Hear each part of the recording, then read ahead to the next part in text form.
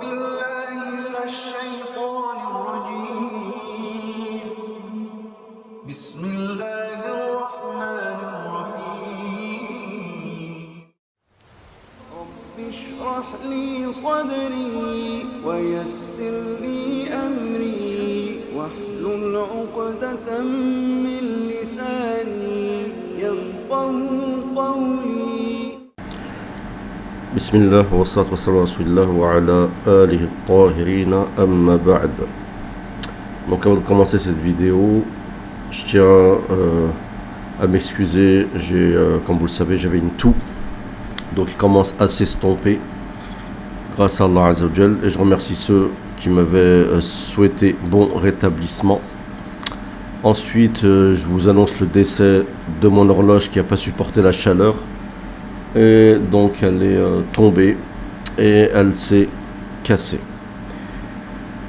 Et ensuite, je vous invite à mettre un j'aime à cette vidéo, à la partager et à vous abonner à la chaîne si vous n'êtes pas abonné. On va voir donc un exégèse de rêve. Certains, beaucoup me disent c'est quoi son dalil, ainsi de suite. Je vous renvoie au livre d'Ibn Sirin pour comprendre et à regarder toutes les vidéos des exégèses de rêve pour comprendre que le rêve, c'est un don. C'est un don qui se comprend bien sûr en se basant sur le Coran et la Sunna, mais il y a aussi une signification commune qu'on retrouve un peu de partout. Donc c'est pas tout qui doit obligatoirement s'expliquer. L'explication n'est pas obligatoirement, doit passer obligatoirement par tout, par les hadiths et la Sunna, même si c'est mieux. D'accord ? Donc voilà. J'espère que c'est clair pour tout le monde. Et l'exégèse des rêves revient souvent lorsque le prophète demande aux compagnons de raconter leurs rêves. Et beaucoup de compagnons ont fait l'exégèse des rêves d'autres compagnons. Et il y a énormément de hadiths sur les rêves, d'accord ? Les rêves est une partie de la prophétie, dont Al-Mubashirat, qui est le fait que les croyants voient vers la fin des temps de beaux rêves, annonciateurs de bien, Inch'Allah Ta'ala. Ici, cette vidéo, c'est sur les rêves ou les cauchemars que vous pouvez voir. Cauchemar, ça va vous mettre dans un état un peu, vous allez vous sentir mal au réveil, ainsi de suite. Vous allez vous sentir anxieux et dérangé. Sur des rêves qui pourraient donc annoncer votre proche, votre mort proche.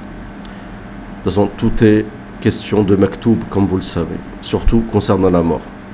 Bismillah. السلام عليكم ورحمة الله وبركاته. أهلا بكم. وعليكم السلام. أحبتي من جديد. ما زلنا مع قناة تفسير الأحلام. الحمد لله والصلاة والسلام على رسول الله صلى الله عليه وسلم. أيها الإخوة الكرام، هناك بعض المواضيع أنا في البداية ذكرتها قديما، أنا لا أحب أن أذكرها، لكن هذا شر لابد منه طالما تعرضت لقضية تفسير الأحلام.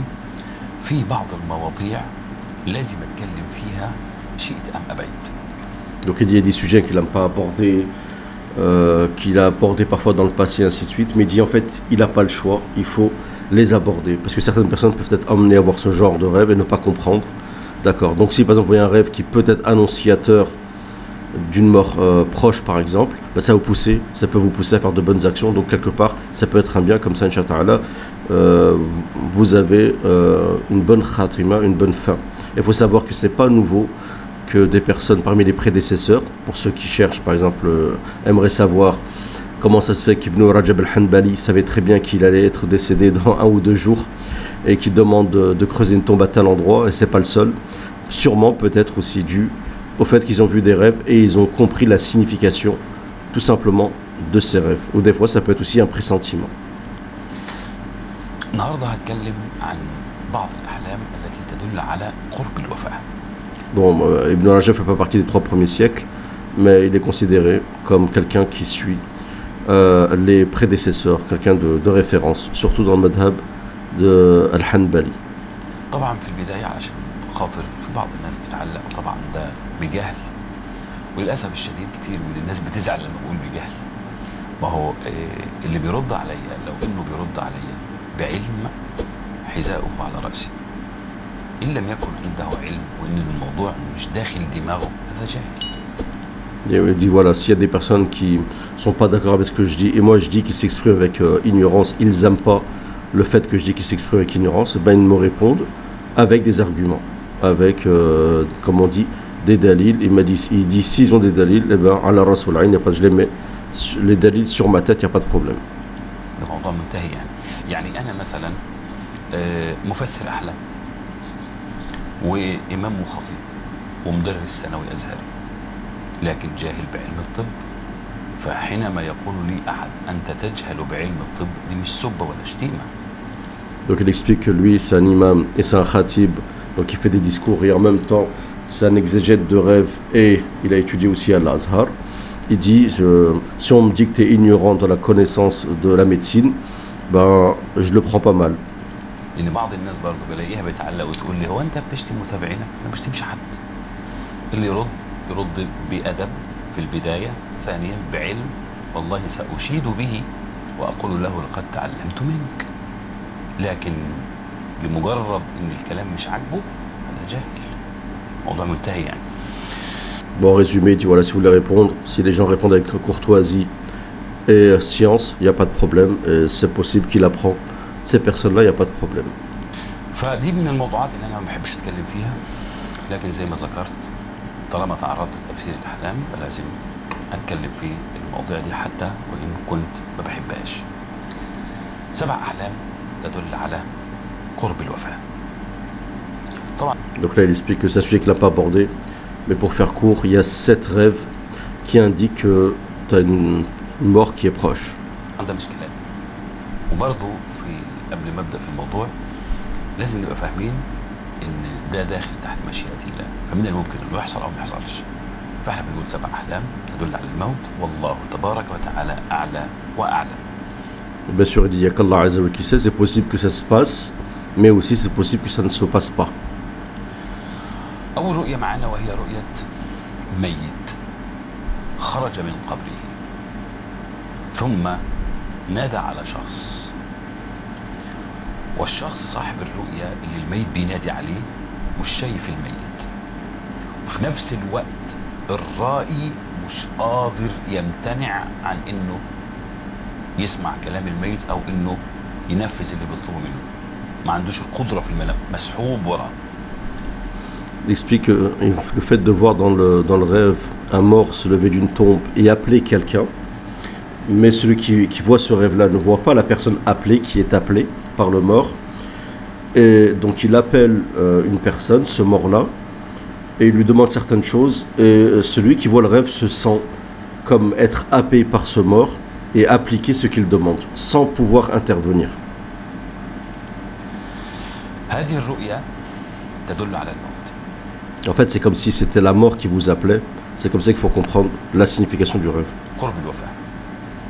الرؤية الثانية لو إن اللي شاف الرؤية دي شخص برضه مريض، يعني الرؤية اللي فاتت زي ما ذكرتها ده للشخص الصحيح، وكذلك إن لو شاف الرؤية دي شخص مريض إن في ميت خرج من قبره ونادى عليه، والشخص الرائي للرؤية اللي هو المريض مش قادر يمنع نفسه عن هذا الميت، وفي نفس الوقت هو مش شايفه.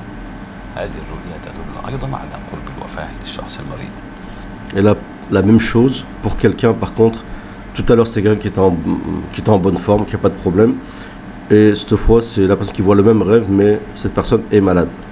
3 لو خرج الميت من قبره وشفته وكلمك وقال لك أنك ستموت في يوم كذا، هذه الرؤية تدل على الموت. ليه؟ لأن الميت في دار الحق فهو لا يقول إلا صدقا.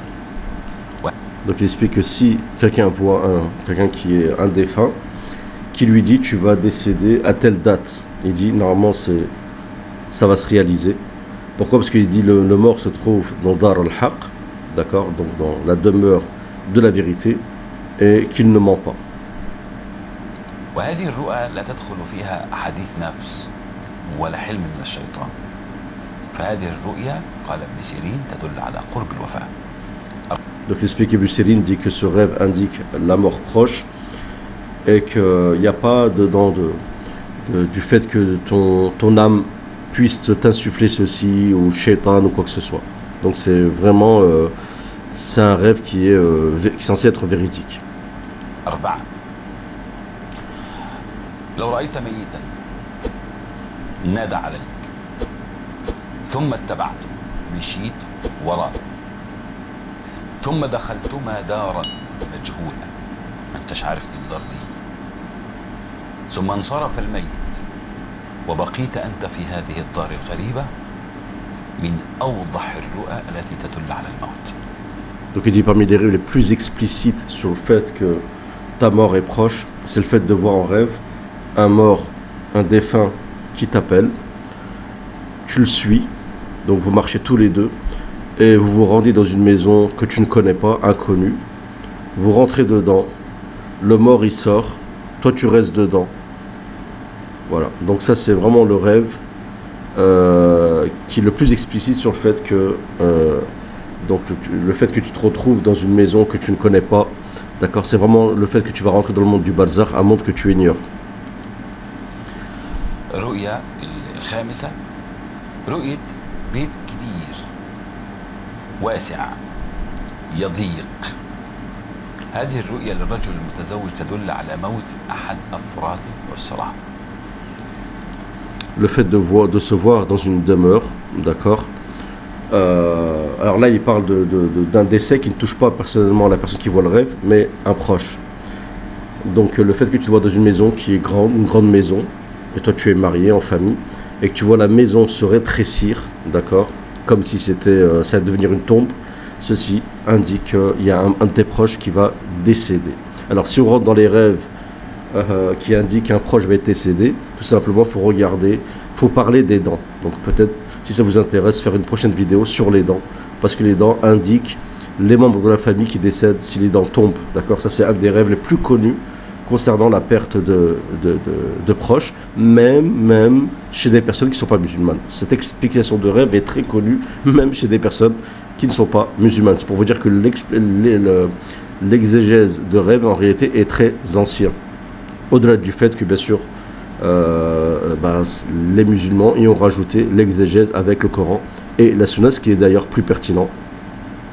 6 رؤية الدخول إلى بيت مطين بالطين، مش زي البيوت النهارده بالطوب الأحمر والسيراميك والحاجات دي، لا بيت مطين بالطين. ودخلت هذا البيت ولم تخرج منه، هذه الرؤيا تدل على قرب الوفاة مع شديد الأسف. Le fait de devoir rentrer dans une maison faite de terre ou d'argile, ce qui indique, vous l'avez compris, la tombe, et que tu n'en sors pas, et bien ceci indique que ta mort est proche. C'est aussi un des rêves explicites. الرؤيا السابعة وهي الأخيرة رؤية المرأة المتزوجة أنها تقذف منيها وكان لونه أحمر. الرؤية دي لها معنيين بالمناسبة، إما أنها تدل على الوفاة لزوجها، وإما أنها تدل على الانفصال أو الطلاق منه.